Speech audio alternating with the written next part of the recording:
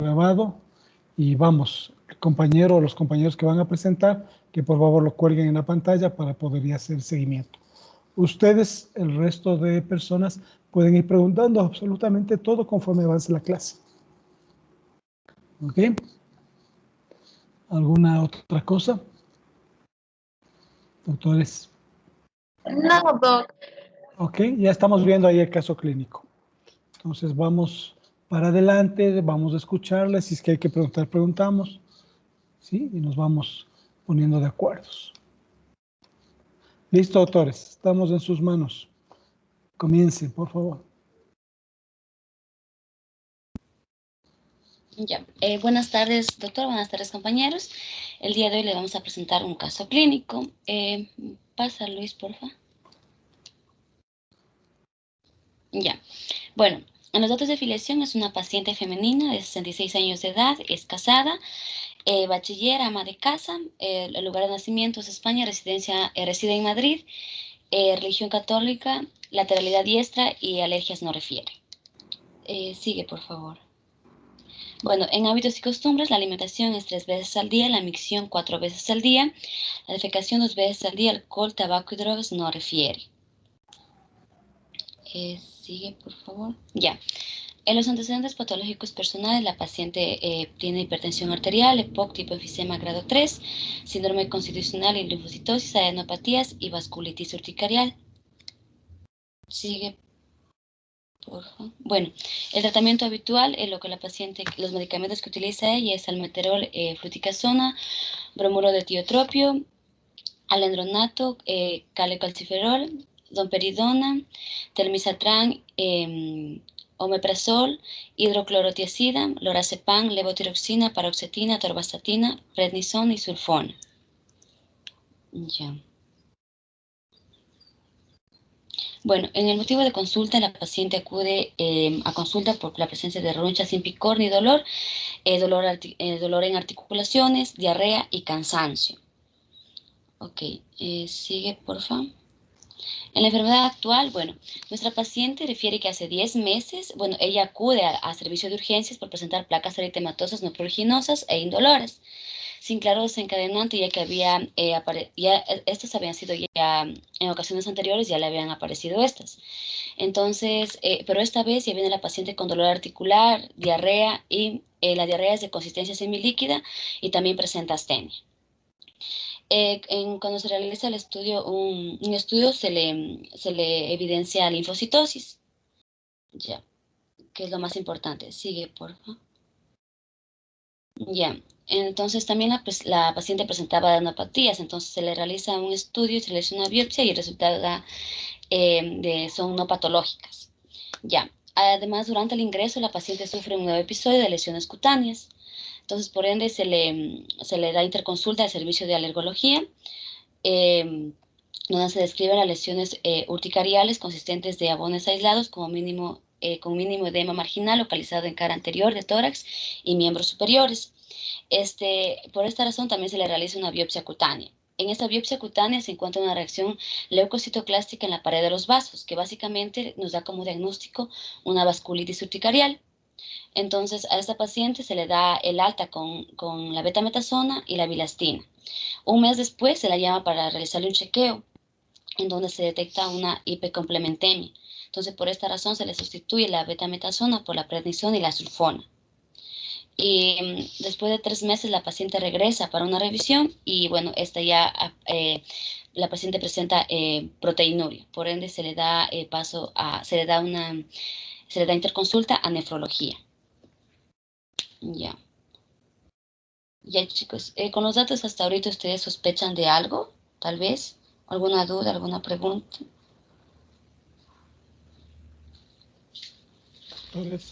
Doctores, ¿alguien que quiera decir algo? Verán que para empezar, ¿no? Es un caso tipo, no es un caso de la vida real nuestra. Tenemos que hacer las diferentes consideraciones cuando tomamos un caso de revista o de otro lado, porque hay muchas cosas que son diferentes, incluso en los procedimientos. Pero hay cosas comunes. Y la cosa común aquí es que es una paciente femenina de cierta edad, ¿no es cierto?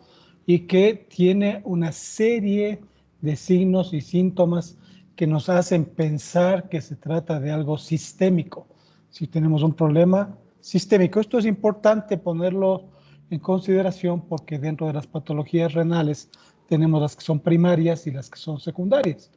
Aquí vemos que probablemente si está incluido varias partes o varios sistemas del cuerpo, la parte dermatológica, la parte vascular y que después se complica con la parte renal, es un proceso sistémico. O sea, el riñón está involucrado en un proceso sistémico, además de que es evidente la polifarmacia que lleva la paciente. ¿Alguien quiere preguntar algo, por favor? Doctores. ¿No? Entonces está muy claramente la trazabilidad de cómo comenzó hasta el momento en que viene a interesarnos por la parte renal. Sigan, doctores. Si no hay preguntas, sigan, por favor.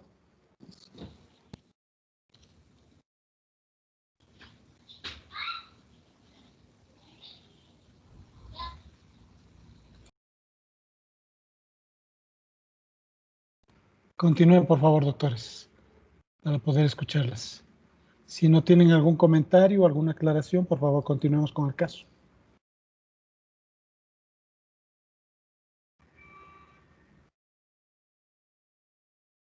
Ya, Doc, perdón, no podía activar el micrófono. Ok. Ah, no. Sí, sí, sí te escuchamos. Te estamos escuchando bien. Voy yo, doctor. Buenas tardes, ¿sí me escuchan? Sí, sí, sí, te estamos escuchando. Ya, listo. Continuemos, por favor. Entonces nos quedamos en los signos vitales del paciente. Bueno, el examen físico del paciente presenta una talla de 1,70 m, un peso de 76 kilogramos y un índice de masa corporal de 26.3, lo cual nos evidencia que el paciente presenta un sobrepeso. En la frecuencia cardíaca presenta 78 latidos por minuto, una frecuencia respiratoria de 16 respiraciones por minuto, una tensión arterial de 150 sobre 75 milímetros de mercurio y una temperatura de 37 grados centígrados, una saturación de oxígeno de 94%. La siguiente, por favor. En el examen general, la paciente se encuentra orientada, se encuentra bien nutrida. Se evidencia al revisar en el examen físico, la paciente evidencia la presencia de placas eritematosas, edema palpebral y en miembros inferiores igual presenta lo que es el edema. La siguiente, por favor. En la revisión por sistemas vamos a ver que en cabeza y cuello la paciente se presenta simétrica, movilidad conservada, con presencia de adenopatías en región submandibular y edema palpebral. A nivel de tórax, la paciente a la auscultación pulmonar se evidencia una reducción del murmullo vesicular y con tiempo de expiración prolongado. Asimismo, se evidencia la presencia de placas eritematosas no pruriginosas ni dolorosas. A nivel del abdomen, se evidencia ruidos hidroaéreos aumentados y la presencia de placas eritematosas no pruriginosas ni dolorosas. En las extremidades, tanto superiores como inferiores, se evidencia la presencia de edema en miembros inferiores de 2 cruces sobre 3. Pasamos a la siguiente. ¿Algún diagnóstico que se les ocurra, compañeros? Hasta el momento. A ver, alguien que se aventure a decir alguna cosa. Miren que esto es una conversación, así es que podemos equivocarnos, no hay problema, porque es justamente para eso la clase, para corregir, ¿no es cierto? Corregir. ¿Alguien que nos quiera decir algo? Hablen libremente. ¿Ok? Entonces continuemos. Si no hay nadie con opinión, continuemos, por favor. Okay. Entonces pasamos a los exámenes complementarios que se le hizo a esta paciente, en donde se encuentran unos glóbulos blancos de 1400 unidades sobre litros, con el intervalo de diferencia es 3800 sobre 11.000. Los linfocitos presenta 5000 unidades sobre litro. El hematocrito vemos que presenta un 40%. La hemoglobina 16 gramos sobre decilitro. Los glóbulos rojos presenta 4.8 unidades sobre litro. Las plaquetas, el paciente presenta 210. La siguiente, por favor. En la química sanguínea también se le practicó al paciente y este paciente presenta una química sanguínea de una glucosa de 78 milimol por litro.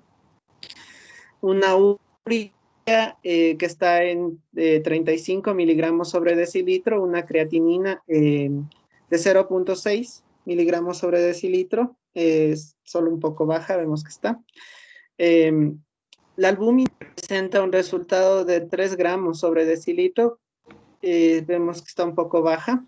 Las proteínas totales, 5.1 gramos sobre decilitro, igual un poco baja, y el colesterol está en 197 y una proteinuria de 3.64 gramos por día.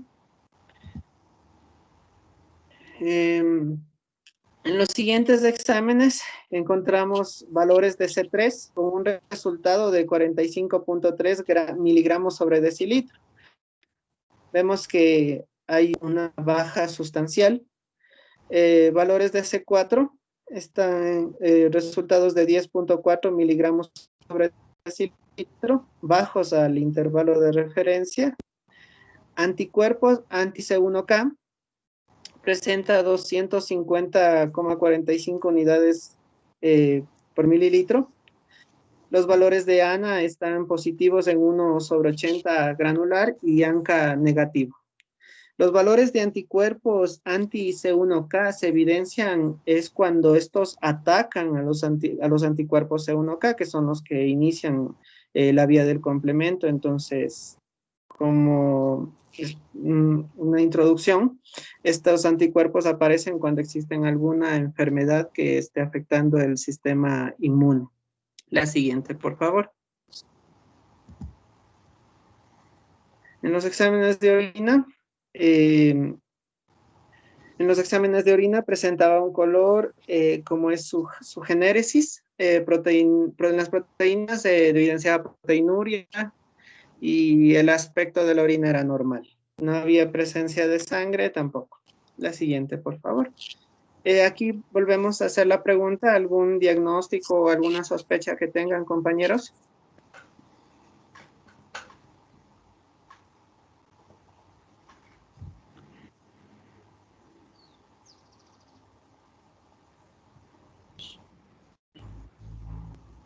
Si no hay preguntas, avancemos, por favor. Ok. Entonces, continuamos con la exposición. Entre los posibles diagnósticos que hemos nosotros propuesto van a ser de causas farmacológicas, que puede ser como un efecto secundario de algún medicamento. Entonces, eso es nuestro posible diagnóstico hasta el momento. Después a la paciente se le practicó también una biopsia. La siguiente, por favor.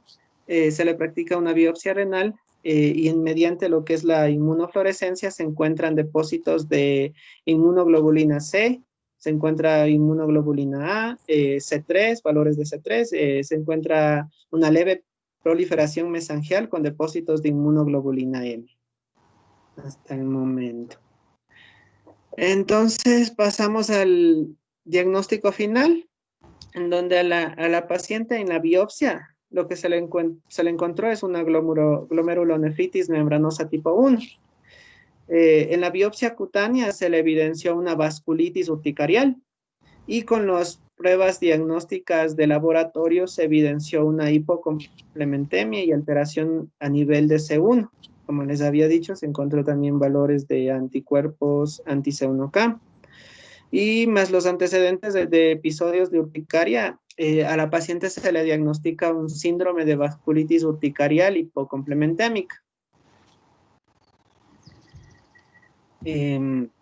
La siguiente, por favor. Entonces, aquí vamos a evidenciar los criterios para el diagnóstico de la vasculitis urticarial, del síndrome de vasculitis urticarial hipocomplementémica. Ya. Bueno, se le va a derivar en criterios mayores y criterios menores, en donde las manifestaciones clínicas vemos que hay una recurrencia urticarial mayor a los 6 meses y también lo que es la hipocomplementemia. En los criterios menores vamos a ver una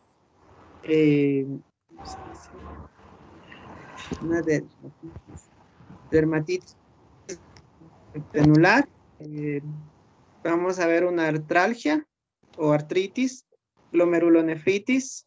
También se evidencia en los criterios menores una inflamación ocular. También se le evidencia unos, va a ser positivos los C1K. Va a ser positivos en los C1K y la supresión va a haber un menor valor de los que son los valores de C1K, que son los que inician la cascada del complemento. La siguiente, por favor. En la discusión vamos a ver que la vasculitis de los... Sigo yo, déjame nomás un rato. Ya, entonces vamos a hablar acerca de la discusión. ¿Sí me están escuchando? Sí, te estamos escuchando, doctor. Puedes seguir.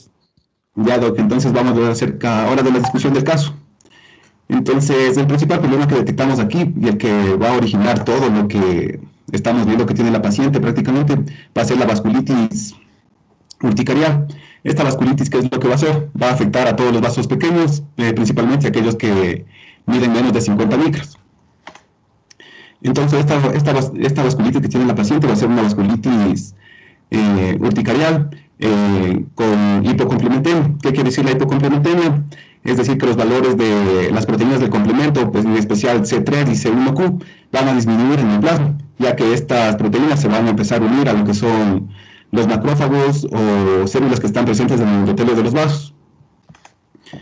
Por eso el valor de C3 y C1Q van a disminuir en el plasma, lo que nos da la hipocomplementemia, que como vimos la paciente presenta niveles bajos de estas proteínas. Como ya les mencionaron mis compañeros, esta vasculitis va a estar asociada a lo que son los autoanticuerpos circulantes de anti-C1Q. Estos anticuerpos no se sabe a ciencia cierta cómo aparecen, pero se cree que es debido a infecciones por algunos virus, como por ejemplo el virus de la hepatitis B o C, y también por problemas a nivel genético. En cuanto a las manifestaciones sistémicas comunes, vamos a tener que esta vasculitis nos va a dar artritis, enfermedades pulmonares, inflamación ocular y como vimos que tiene la paciente, también se va a presentar glomerulonefritis. Pero este caso de afectación renal solo se va a producir en un bajo porcentaje de pacientes. Decía la literatura que un porcentaje del 5% va a presentar esta afectación sistémica y en especial de los riñones. Entonces vamos a tener 3 tipos de vasculitis, que van a ser la vasculitis urticarial normocomplementémica, vasculitis urticarial hipocomplementémica y todo esto sumado, todos los síntomas que estas dos van a generar, nos va a dar el síndrome de vasculitis urticarial hipocomplementémica, que es el diagnóstico que tiene nuestra paciente. ¿Alguna pregunta hasta aquí? ¿Preguntas, doctores? ¿Preguntas? Entonces continuamos. Ya, entonces ahora vamos a hablar acerca de la fisiopatología de esta enfermedad. Entonces, como ya les mencioné, esto se va a dar por los anticuerpos C1Q contra la proteína del complemento de C1. Entonces, como podemos ver aquí, tenemos un vaso en el que van a estar también macrófagos y linfocitos T. Entonces, una vez que estos anticuerpos C1Q se unen al receptor C1Q, van a desencadenar una reacción del complemento, de la vía clásica del complemento. Entonces esto va a generar que se creen anafenotoxinas, quimiosinas, citocinas, y estas proteínas van a atraer a más células del complemento, como son los mastocitos, macrófagos y los linfocitos. Entonces una vez que estos llegan acá al endotelio vascular, se va a producir una reacción inflamatoria que va a lesionar lo que es la estructura del vaso. Y una vez que sucede esto, debido a lo que ya les mencioné, que es la activación de la vía clásica del complemento, vamos a tener que se empieza a dañar lo que son ya el endotelio y especialmente en los vasos del glomérulo, estos se va a dañar y va a proceder a darse lo que es la glomerulonefritis, y de aquí se va a dañar el proceso de filtración del riñón. Es por esto que se va a empezar a generar lo que es la proteinuria y la hipoalbuminemia que tiene la paciente también. ¿Alguna pregunta hasta aquí? Doctores, No, compañero. preguntas, consultas, nos sigamos.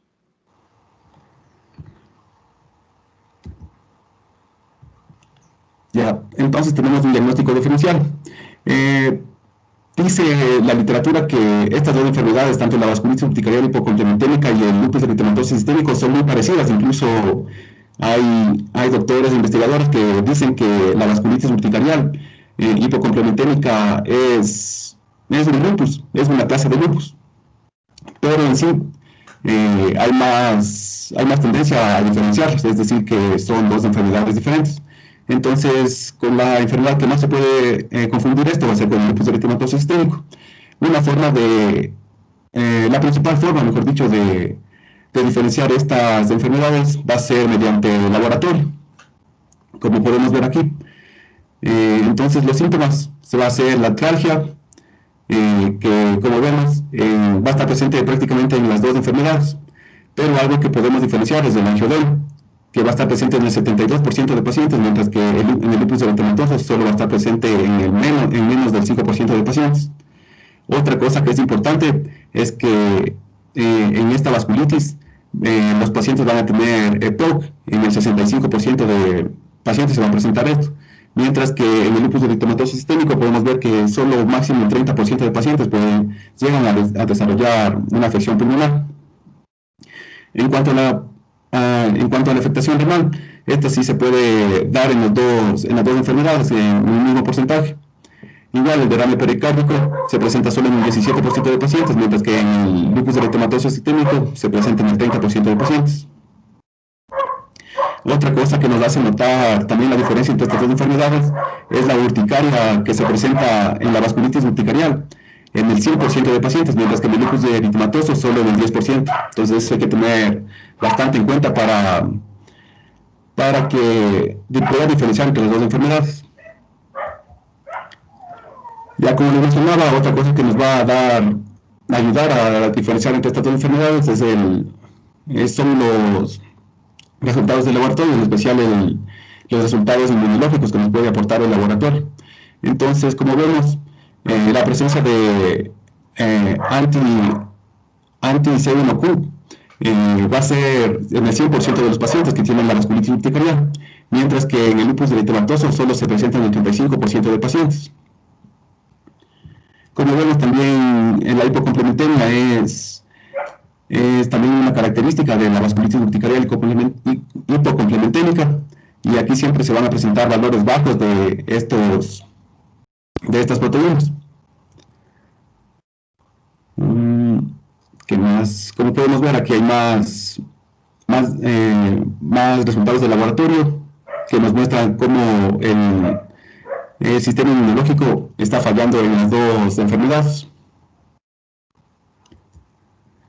Ya. En cuanto a las manifestaciones clínicas, vamos a tener algunas de estas, ¿no? Como ya les mencioné, principalmente la urticaria a nivel en lo que son la piel, principalmente en los brazos, en el pecho, también se ha visto en la región de la cara.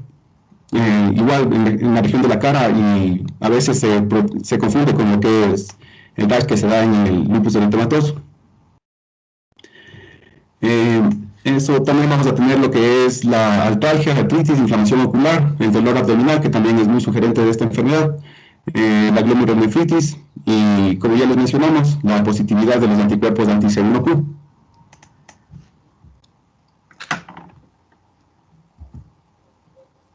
Ya entonces, para el diagnóstico de esta enfermedad, como ya les mencionó mi compañero, lo principal es el laboratorio. Entonces vamos a realizar la biopsia, que va a ser cutánea y renal, para diagnosticar lo que son la vasculitis urticarial y la glomerulonefritis.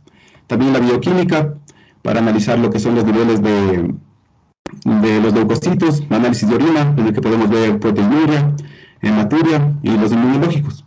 Entonces, como ya les mencionó mi compañero, aquí podemos ver los criterios que van a ser mayores y menores, y para diagnosticar esta enfermedad deben de estar presentes los dos criterios mayores, que van a ser la urticaria, que debe de estar presente ya por más de 6 meses, y la hipocomplementaria.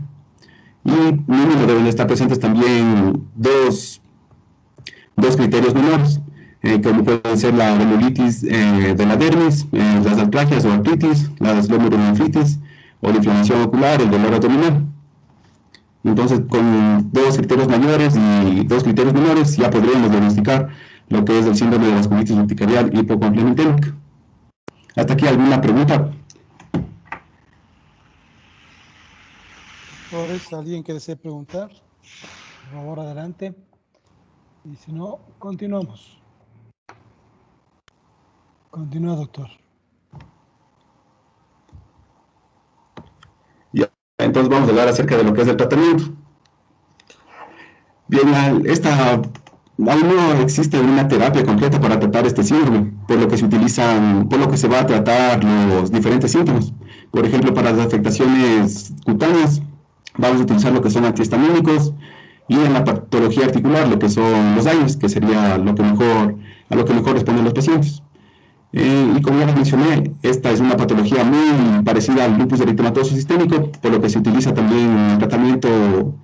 Para el tratamiento de esta enfermedad se utilizan lo que son los medicamentos que utilizan en el lupus, como son agentes inmunomoduladores, como son la prednisona y la hidroxicloroquina.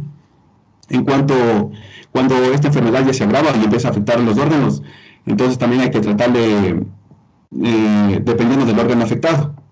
Y para disminuir lo que es la inflamación, se utilizan lo que son los corticoides o citotóxicos, como son la ciclosporina A, el micofelonato, el metotrexato, la colchicina y el rituximab. Estos dos últimos se van a utilizar ya cuando la afectación no responde a los medicamentos anteriores y ya estamos en un estado grave.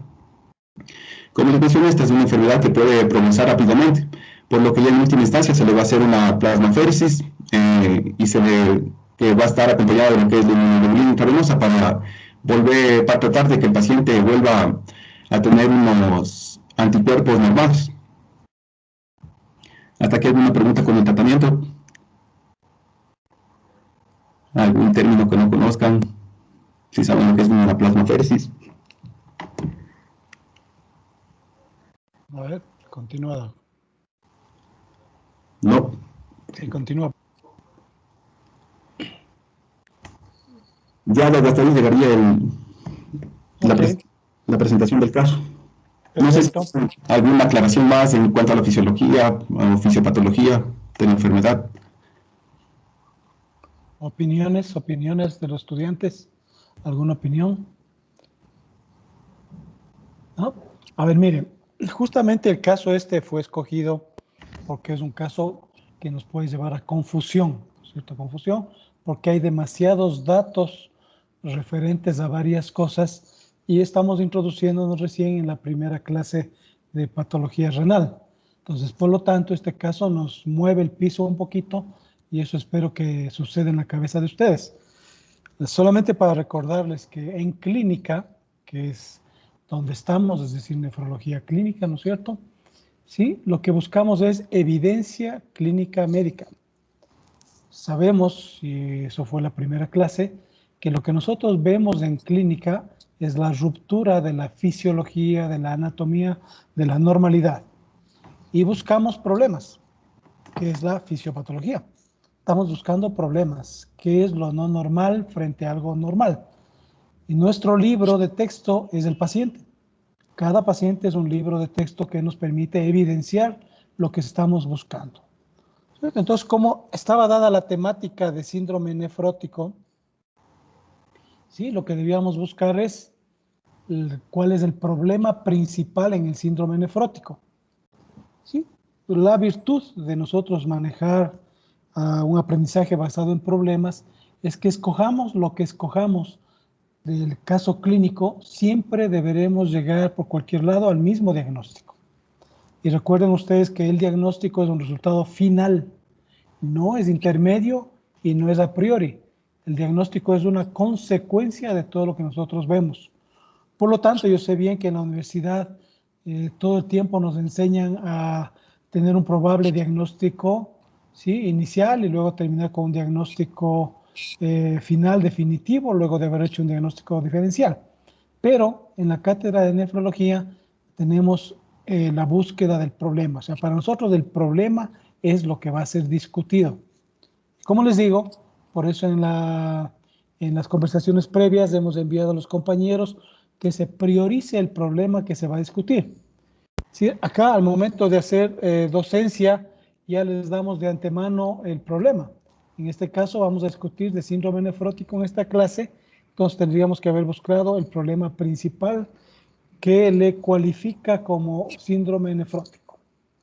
Entonces, yendo un poco retrospectivamente, ustedes saben que el síndrome nefrótico, el diagnóstico de síndrome nefrótico es la pérdida de proteína normal de proteínas a través de la orina por más de 3-5 gramos en 24 horas en el adulto normal, ¿no? En el adulto joven normal. Entonces, eso es lo que tenemos que buscar. Eso es lo que nos inicia en el problema. Y de ahí tenemos que darle nosotros una causalidad a eso. ¿Por qué el riñón empieza a perder proteínas? Entonces tenemos un sinnúmero de explicaciones. Podemos pasar a ver algunas otras presentaciones que me permití subirlas para que ustedes también puedan revisarlas y hacerlo brevemente. Pero creo que la principal es justamente la que les acabo de comentar. Gracias, doctores. Salte de ahí para yo poder presentar a mi vez las otras dos cosas que necesito que ustedes puedan visualizarlas. ¿Sí? Pueden ir a la pantalla principal, donde estamos hablando de publicaciones y los archivos, en la sección archivos, ¿no es cierto? Y en los archivos vamos a escoger uno que dice edema o algoritmo del edema y otro que dice causalidad del síndrome nefrótico. ¿Ok? Entonces empecemos por son 4 diapositivas nada más. Alguien que por favor cuelgue esto que estamos comentando. Si lo ubicaron, por favor, en los archivos donde dice materiales de clase. Doctores, ¿alguien? ¿Alguien ubicó ya? ¿Alguien ubicó? Todavía no lo ubica. Un ratito, Doc. Ok.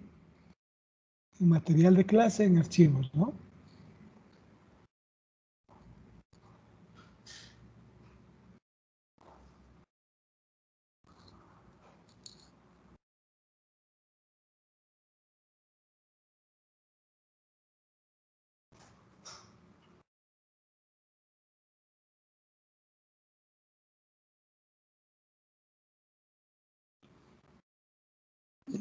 A ver, ya lo tengo acá.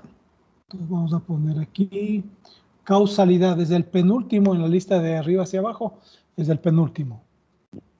¿Lo ubicaron ya? Doctores.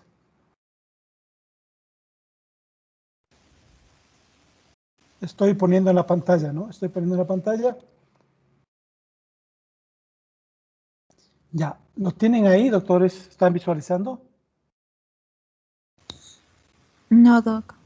A ver, No, en archivos, busquen ustedes en archivos. Sí, busquen por favor en archivos. Sí, el penúltimo de arriba hacia abajo. Ahí estamos en la pantalla, ya está, ¿no? Ya está ahí.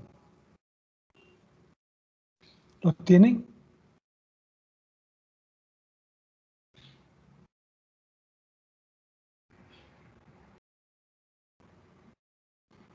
¿Qué autoridad lo tienen?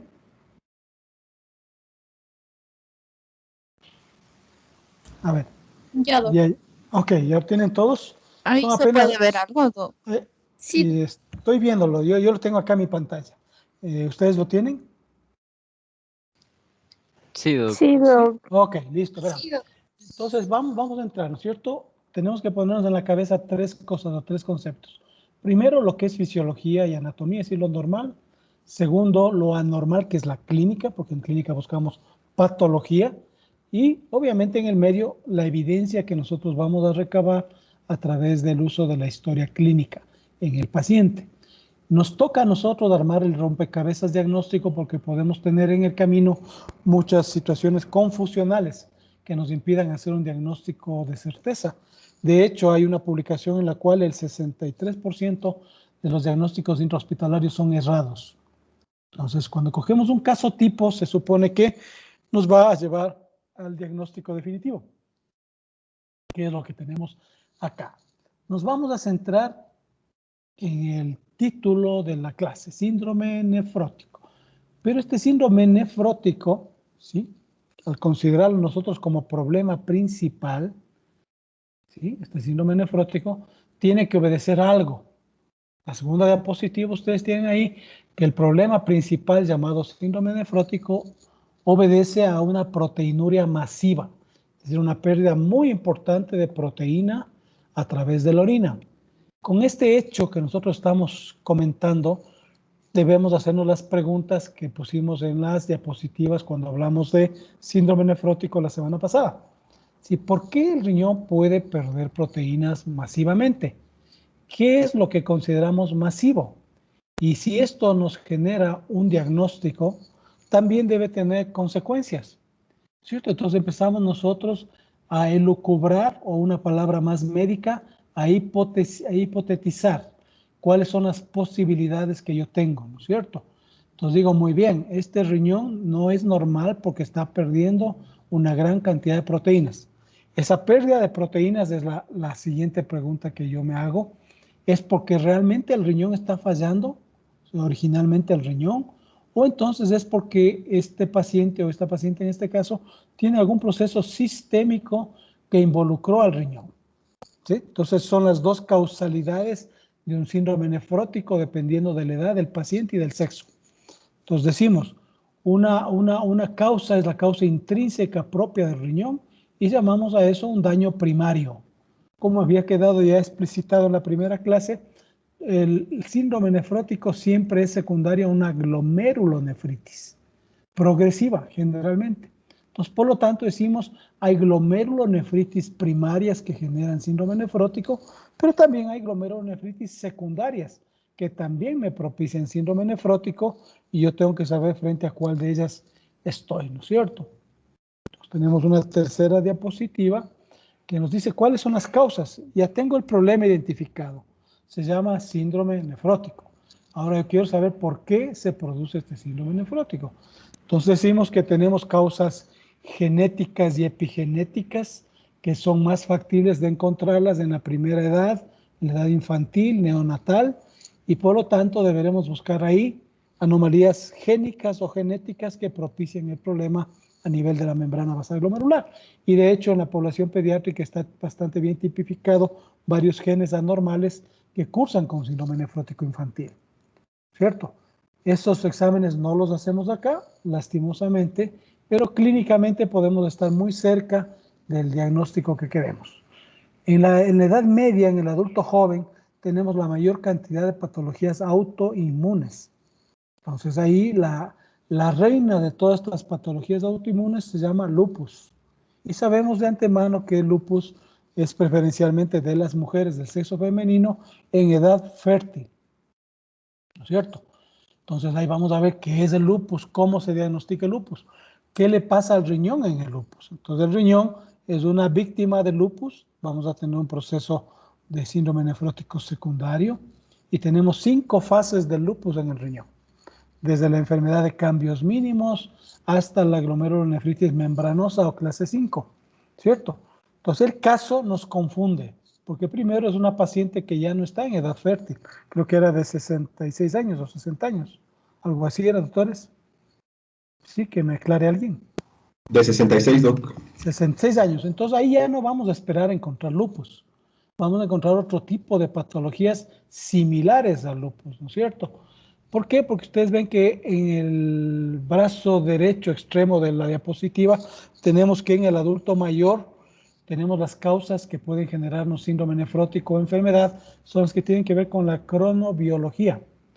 Y sabemos de antemano también que los vasos sanguíneos del sistema vascular es el que más rápidamente envejece. Apenas a los 67 años ya tenemos un endotelio viejo y por lo tanto puede ser susceptible de sinfín de problemas a ese nivel.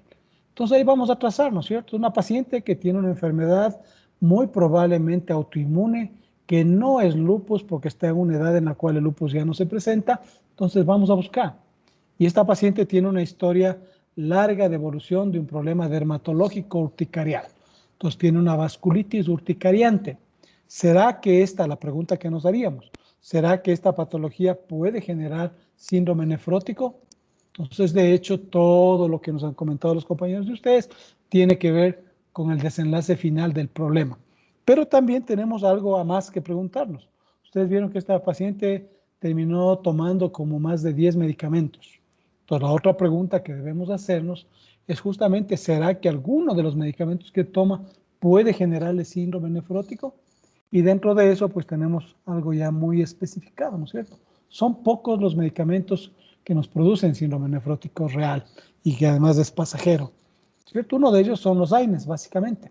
Los AINES en la población adulta puede generarnos síndrome nefrótico importante. Entonces ahí nosotros ya tenemos dos posibilidades en esta paciente. Entonces tenemos problemas a resolver. El slide final son las consecuencias. Ya tenemos un problema, síndrome nefrótico, posibles causas genéticas, autoinmunes o en el otro extremo las cronobiológicas que tienen que ver con procesos de degeneración epitelial, endotelial, orgánica, cromosómica, etcétera, ¿no es cierto? Ahora, ¿qué consecuencias nos puede proporcionar este problema? Independientemente de la causa. Entonces va a provocar edema, porque esa es la característica clínica del síndrome nefrótico, es el edema. ¿Por qué? Porque nosotros a priori no vemos proteinuria.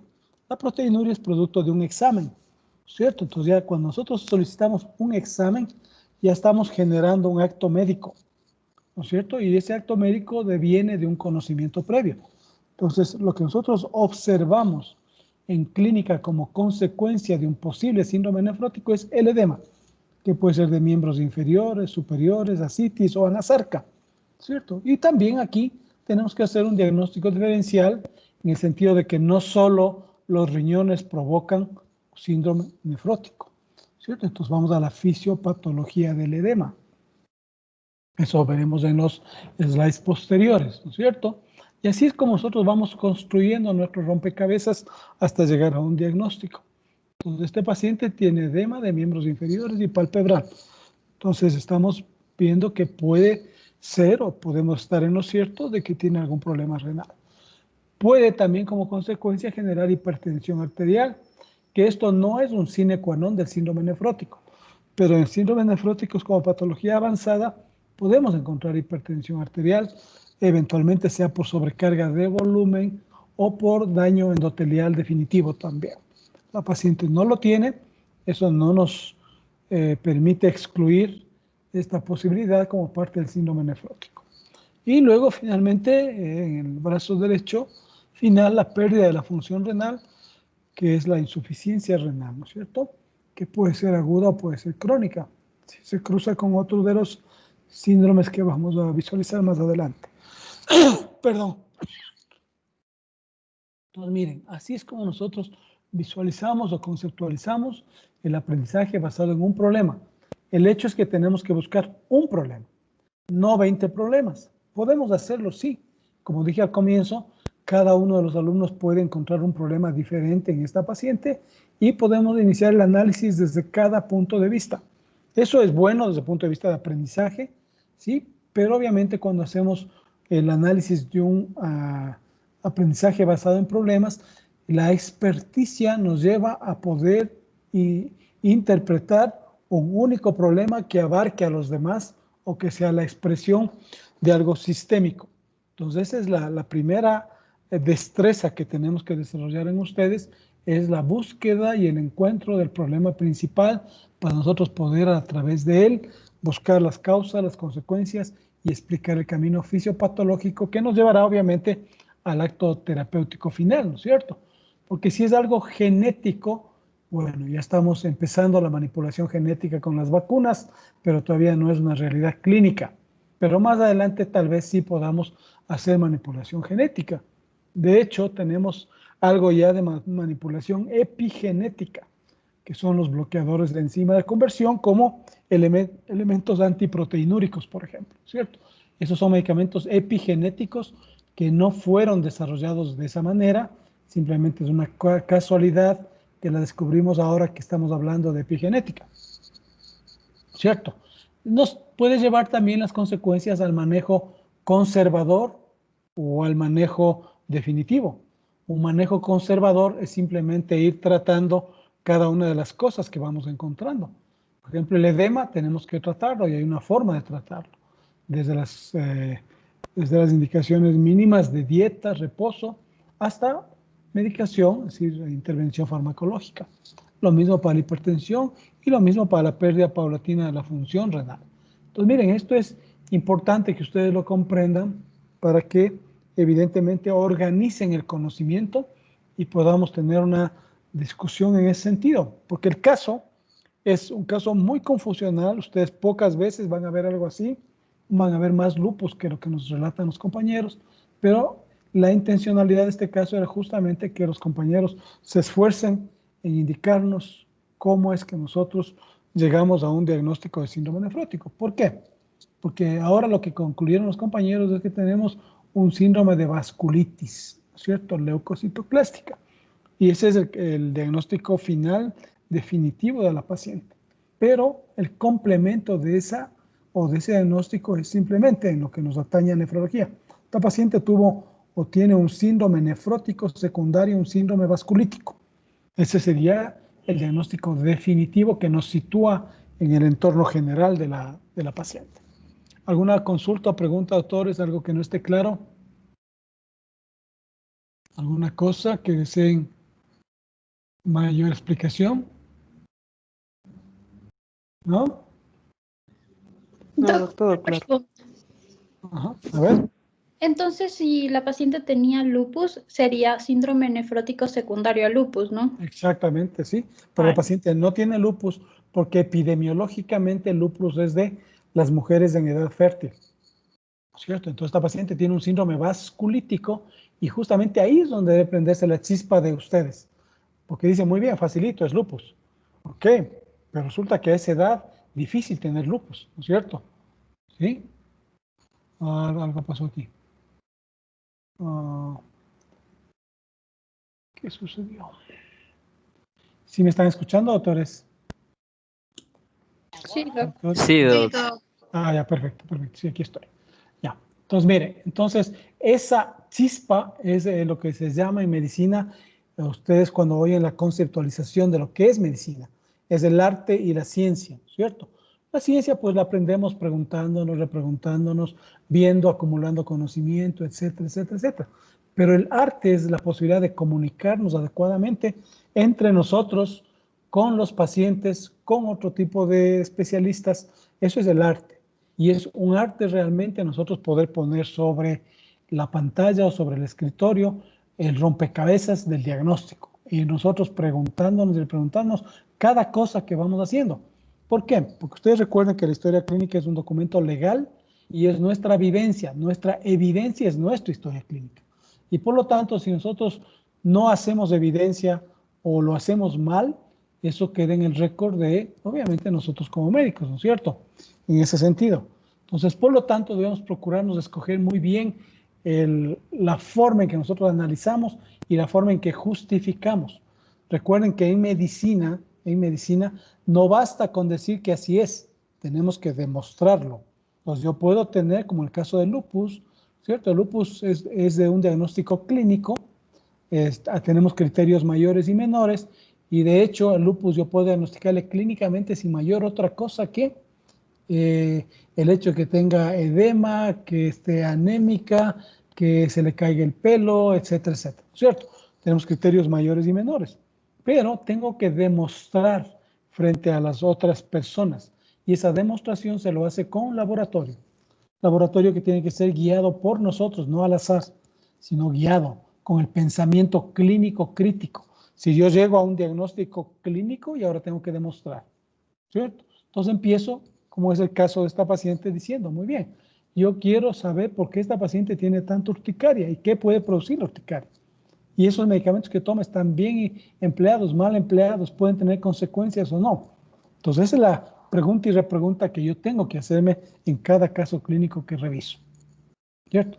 Y en este caso vamos a ponerles en la pantalla nuevamente, a ver, veamos si tengo por aquí, algoritmo del edema, ¿no es cierto? Ya, ustedes tienen también ahí, es la tercera presentación de arriba hacia abajo, lo voy a poner nuevamente en pantalla, algoritmo sobre el edema. Búsquenla ustedes en sus archivos también y lo vamos a poner en pantalla para continuar con la explicación, ¿cierto? Entonces miren, ahora en clínica, ¿qué debemos explicar en clínica? ¿La proteinuria o el edema? Porque en clínica lo que vemos es el edema, en el caso del paciente. Entonces eso es lo que yo debo explicar y documentar, ¿cierto? Y documentar. Entonces miren, ¿ya tienen en pantalla? Doctores, ¿ya tienen en la pantalla? No, doc, todavía. Ahorita ya está. Ahorita ya está. Ok, ¿ya todos lo tienen? ¿Todos ya tienen en pantalla? Sí, doc. Ya. Sí, doc. Ok, entonces empecemos con esto, ¿no es cierto? Vamos a coger como problema principal el edema.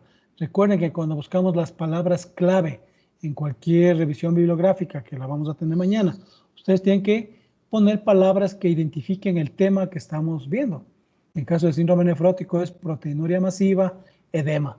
Eso van a encontrar repetitivamente cada vez que ustedes busquen esto de acá. Entonces vamos a identificar el edema.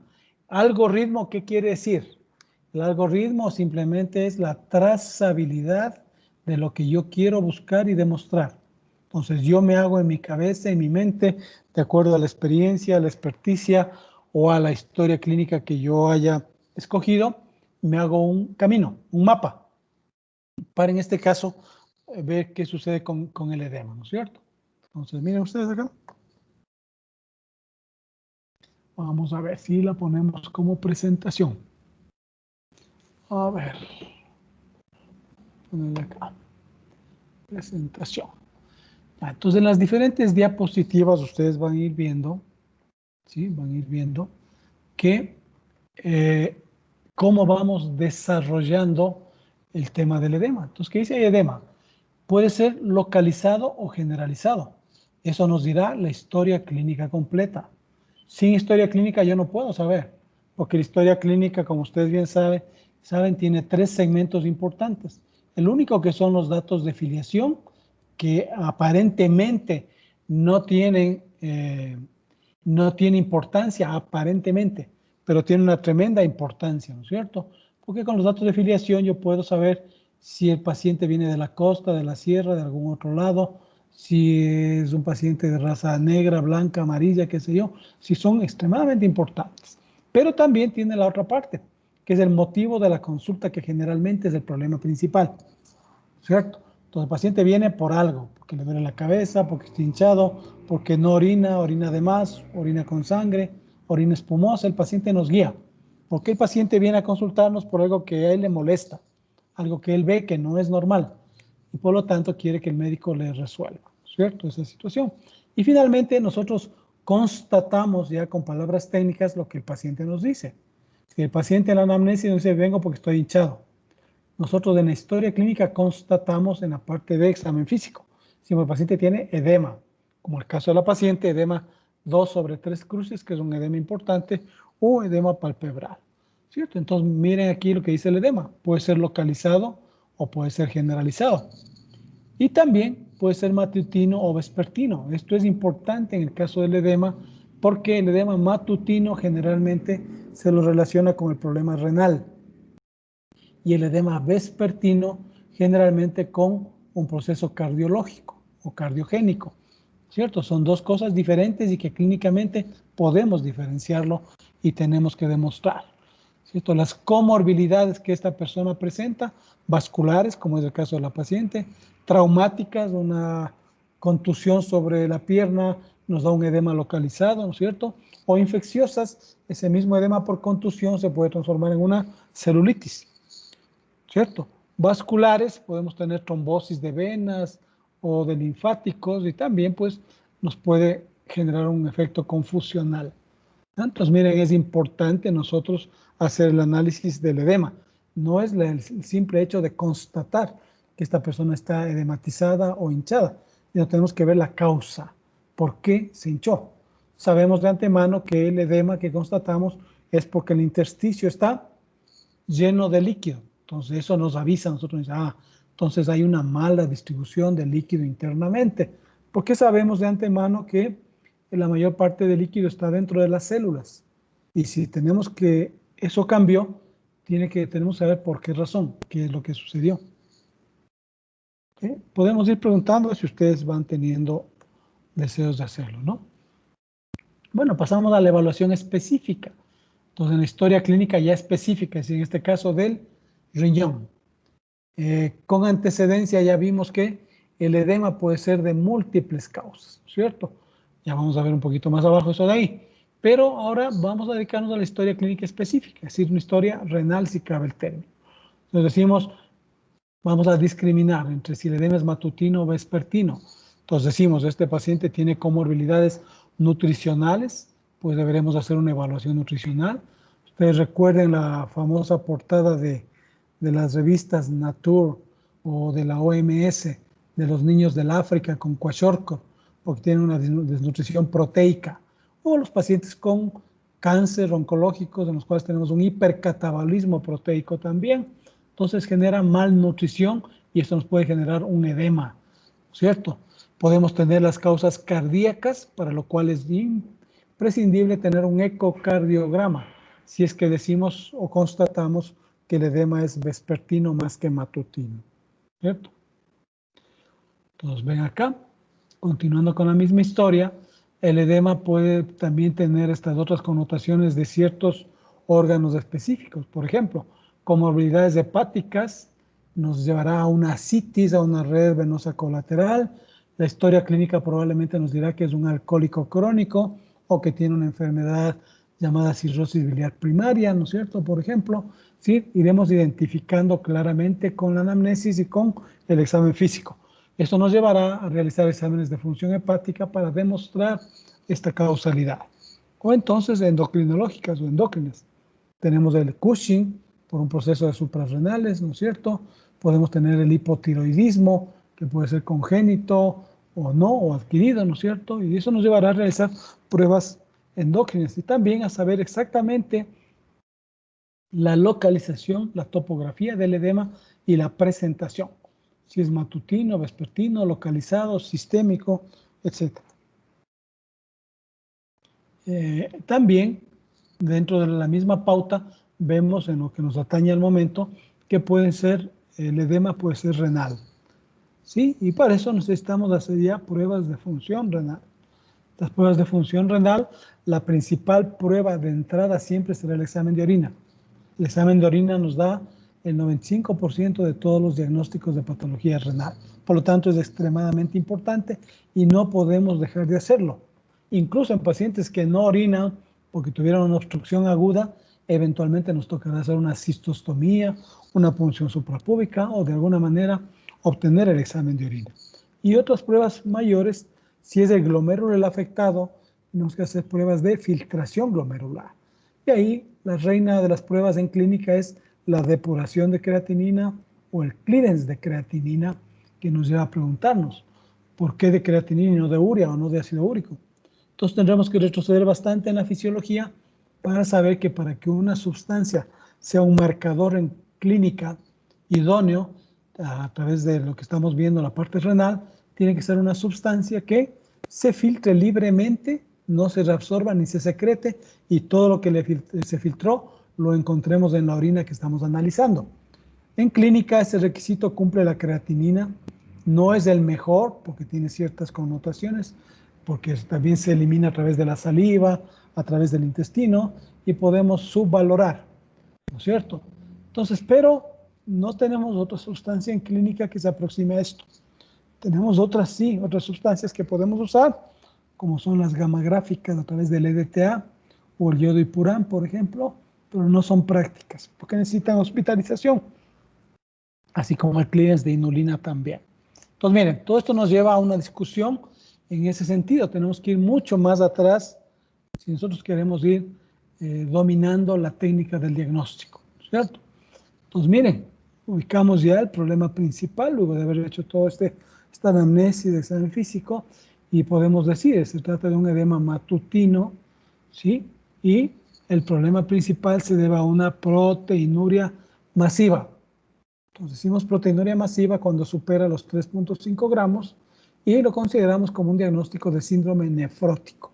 Tendremos que buscar todos los añadidos, hipoalbuminemia, hipoproteinemia, que esta paciente la tenía, por ejemplo, ¿no es cierto? Hipercolesterolemia, por ejemplo. Entonces vamos ya complementando alrededor de los exámenes complementarios también para definir el síndrome. Recuerden que síndrome no es un diagnóstico final. El diagnóstico final es la patología en sí, lo que ocasionó la etiología de todo el problema. Bueno, hasta ahí creo que era la última, ¿no? En este caso, veamos si podemos retroceder. Ok. Ya, entonces, ¿alguna consulta o pregunta hasta ahí, doctores? Sí, doctor, una pregunta. Claro, pregunten, por favor. ¿El edema palpebral por problemas renales debe cumplir algún criterio? ¿Tipo tiene que ser bipalpebral o puede presentarse de cualquier manera? No, realmente debería ser bipalpebral, ¿no? Cuando nosotros tenemos, por ejemplo, por cuestiones de maquillaje en las mujercitas o reacciones locales, podemos tener que el edema puede ser de uno de los párpados del lado en que yo dormí, que es lo más frecuente, ¿no es cierto?, que nosotros podamos tener. Entonces tenemos que ubicarnos bien porque estamos hablando de un proceso sistémico. Estamos hablando de un proceso sistémico y por lo tanto tiene que afectar por igual. No quiero decir simétricamente, porque pues obviamente no lo vamos a encontrar en su totalidad. Pero de preferencia, si nosotros vemos algo localizado, por ejemplo, en una de las piernas, no en las dos, nos toca hablar de procesos vasculares locales, más que de algo sistémico. Cuando es algo sistémico, generalmente tiende a estar ubicado en los dos sitios, las dos extremidades, superiores e inferiores, los dos párpados, por ejemplo, o ascitis en el caso de tener pues esa posibilidad. ¿Está contestada, doctora? Sí, doc, gracias. Ok, ¿alguien que desee preguntar algo más? Doctores. ¿Alguna otra consulta, pregunta? Sí, doc, sobre el edema palpebral, ¿por qué se da justo en esa región? Ya. ¿Por la vasculación o a qué se debe? Sí, ustedes recuerden que, a ver, tenemos lo que se llama en todo nuestro organismo sistemas de feedback y de protección. Entonces, como habíamos dicho, el acúmulo anormal de líquido en el intersticio es lo que genera la evidencia clínica del edema. Entonces, ¿dónde va a ser más fácil tener edema? Generalmente, en los sitios donde menos presión intersticial negativa tenemos. Y esto es básicamente los párpados, por ejemplo, ¿no es cierto? Donde la presión intersticial casi se acerca a cero. Es decir, no tenemos casi nada de protección contra el edema. Entonces, ahí se depositará. Y evidentemente en las extremidades inferiores, si nosotros pues nos ponemos en pie o nuestra actividad nos lleva a eso, ¿sí? Hace que la presión atmosférica derive todo el acúmulo de líquido hacia las extremidades inferiores, ¿cierto? Entonces, todo sitio donde no tengamos mayor protección de presión negativa contra el edema será donde se acumula. Entonces, tendremos en las pleuras, tendremos en el abdomen, en el pericardio, ¿no es cierto?, como sitios preferenciales para que se acumule líquido. ¿Ahí, doctor, o algo más? ¿Alguna aclaración mayor? No, doc, ya sí está entendido. Gracias. ¿Alguien más, doctores? ¿Alguna otra persona? ¿No? ¿Alguien que desee preguntar algo más? Ya, entonces miren, doctores, la tarea está enviada aquí, búsquenla por favor, la tarea, por el examen me refiero, ¿no es cierto? Porque ahí también estaban inmersas varias otras tareas de lectura. Entonces está publicitada como tarea. Bueno, ahorita no estoy viendo aquí. Veamos, aquí dice ver tarea, ¿no? Ver tarea. Vamos viendo acá. Entonces vamos a ver qué es lo que sucedió. Esto respecto del examen, ¿no? Respecto del examen. ¿Ok? Traten de ubicarle porque el cierre del examen estaba hasta hoy a las 11 de la noche. Justamente lo hicimos de esa manera para evitar las dificultades que hemos estado teniendo con esto de acá. Y si no, pues a mañana tenemos un nuevo examen que complete con 10 preguntas lo que básicamente deberíamos tener ya de lo que va del curso. ¿De acuerdo? Doctores. Doc, quería ver si le puedo compartir. Es que no nos aparece. Sale que no está agregada aún la tarea y así nos apareció a las 2 de la tarde. Sí, yo tengo también, estoy viendo, este momento estoy viendo, ¿no? Estoy viendo en realidad aquí y no tengo en realidad. Ya, yo ya les voy a intentar modificar esto de las tareas porque realmente está resultando un problema. Y sin tareas yo no puedo calificar, ¿sí? Entonces, bueno, eso permítame revisar ahora, colgarles si es que les aparece en el transcurso de la tarde y hasta la noche, pues obvio, le contestamos, ¿no es cierto? Y si no, lo hacemos mañana, antes de la clase. Recuerden que mañana la clase es de revisión bibliográfica.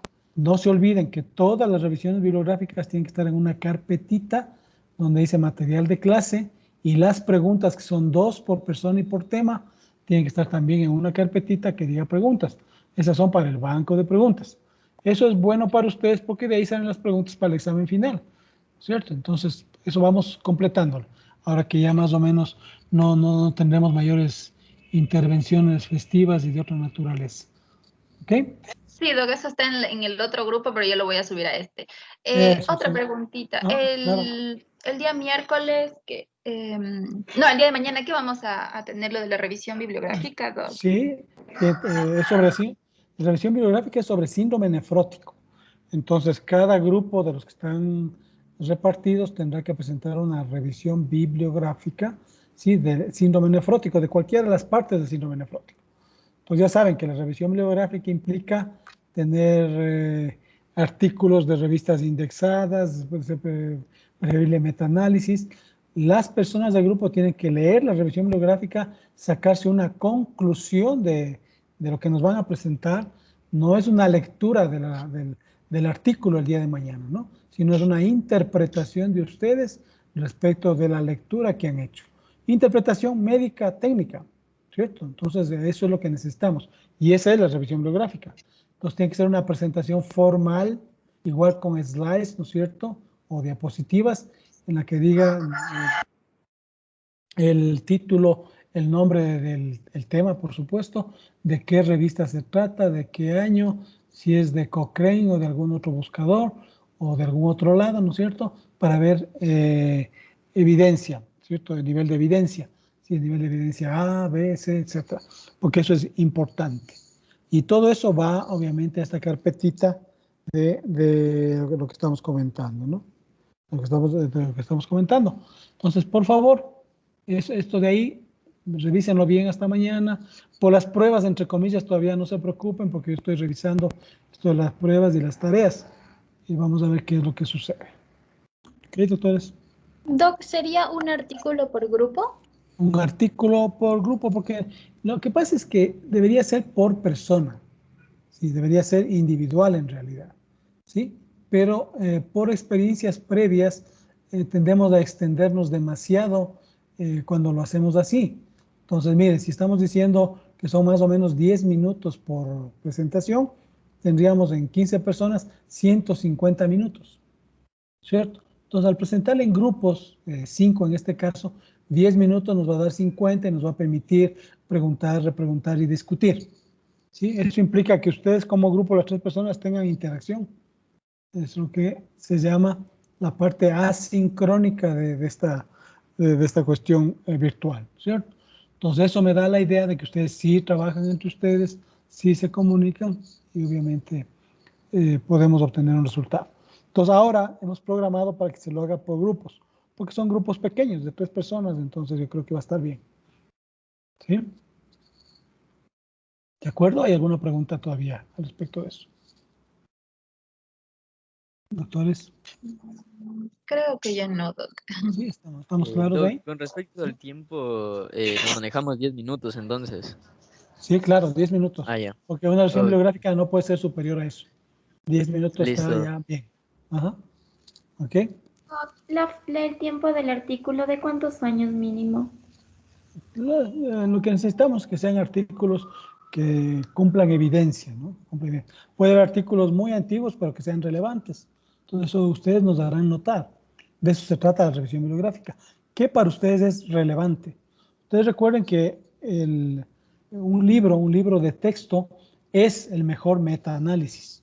¿Por qué? Porque se supone que ese libro fue preparado durante largo tiempo, años y con N consultas.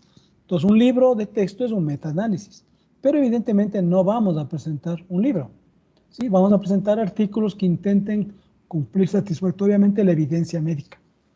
¿Sí? Por ejemplo, si hablamos, hay casos muy interesantes, como por ejemplo el defecto en el gene tal del cromosoma tal, que me provocan síndrome nefrótico.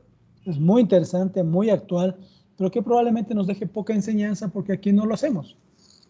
¿Sí? Entonces tenemos que ver situaciones que les ayuden a ustedes a comprender bien, consolidar lo que van oyendo sobre el síndrome nefrótico. ¿Ok? Es una tercera opinión.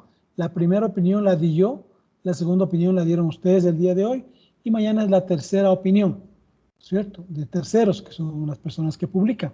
Entonces, por lo tanto, creo que es suficiente material como para poder tener ya un criterio sobre lo que es el síndrome nefrótico. ¿De acuerdo? ¿De acuerdo, doctores? Sí, Doc. Doc. Ok. ¿Más preguntas? ¿No? Y si no, pues ya damos por finalizada la clase de hoy y mañana nos vemos. Estén atentos para que en el transcurso de la tarde y noche, probablemente si no está esto de la tarea, ya les digo, mañana tendremos un examen un poquito más prolongado nada más. ¿Ok? Ya. Listo. Una pregunta. En las tareas de ustedes, en general, ¿está vacío todo o tienen las otras tareas de lectura? Porque yo siempre les envío lectura de fisiología, de nosología. Doc, lo que está en archivos, sí está en los archivos que está subido, pero en tareas, lo que vimos en la parte general de publicaciones, le damos clic a ver tarea y nos redirecciona a tareas y no hay nada, dice aún no se ha agregado la tarea. Ok, perfecto. Ya, entonces déjame solucionar el día de hoy eso de ahí. Ok. Listo, doctores. Entonces, sin más, les agradezco y nos vemos el día de mañana. ¿Ok? Gracias, Doc. Hasta luego. Listo, gracias. Que estén muy bien. Hasta Esto luego. esto tiene que subir a SharePoint de la facultad, ¿no? Que esto tiene que aparecer publicado aquí. ¿Ok? Ya, Doc. Perfecto, doctores. Entonces, damos por finalizado.